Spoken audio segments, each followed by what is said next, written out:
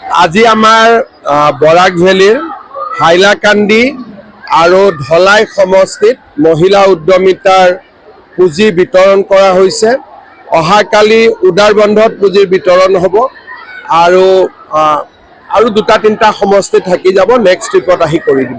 বাগান এৰিয়াত আপোনালোকে লেণ্ড কটা দিব বিচাৰি আছে, কংগ্ৰেছে এইটো নাটক বুলি কৈ আছে। আমিতো দিয়ে দিম। তেওঁলোকে নাটক বুলি কৈ থাকোঁতে মানুহে কাগজ পায়ে যাব। আৰু 103টা আসনত বিজেপি আৰু এলায়েন্স হ'ব। কিমান হ'বগৈ আপুনি? আমি চৰকাৰ বনি যাব। কিমান পাওঁ এইটোতো ক'ব নোৱাৰি, বাট চৰকাৰ হৈ যাব আৰামত। আমি দেখিছোঁ বিৰোধী বিধায়কে কৈ আছে যে এইবাৰ বিজেপিৰ চুনামি আহিব। ইমান মানুহৰ ৰেছপন্স আৰু সাৰা আসামে মানুহ বহুত বেছি বিজেপিৰ পক্ষত আছে আৰু এইবাৰ বহুত ভাল ৰিজাল্ট হ'ব। Is there any development for AIMS in Borak Valley? There are discussion going on. Already some discussion is going on that we have a AIMS in Brahmaputra Valley. We should have a AIMS in Borak Valley also, but nothing concrete.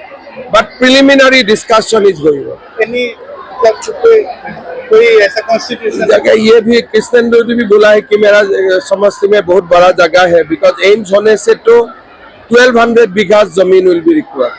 So we have to find out, but he offered a good land. But अभी तक it will take time.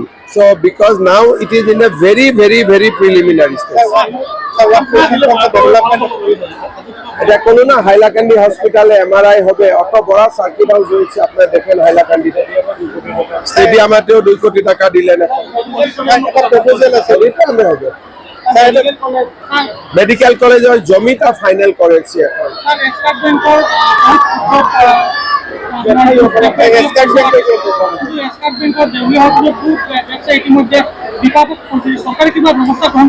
মোৰ হাতত কিন্তু application দিয়া নাই।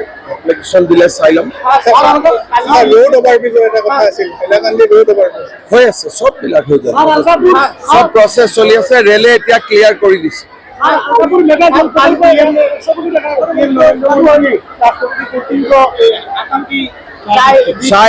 चाय दिया है।